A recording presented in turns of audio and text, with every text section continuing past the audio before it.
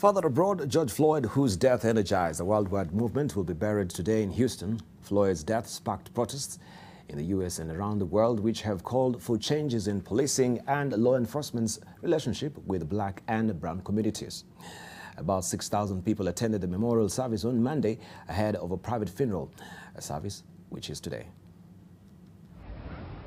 It was their last chance to say goodbye. Thousands of Houston residents braved the sun and heat to honor George Floyd at a public viewing full of pain and reflection.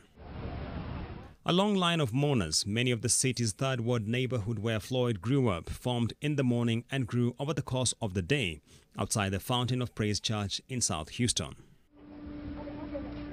Floyd's death on the 25th of May after a police officer knelt on his neck has sparked a wave of anger and anti-racism protests across the U.S. and around the world. You know, it feels like, you want a little bit more time to just spend there and just reverence and just be around him, just kind of have a moment with him. But it is so short. But I'm definitely glad that I came. We've been in line for over about 5-6 hours, and I'm just so glad that I'm able. It was worth it.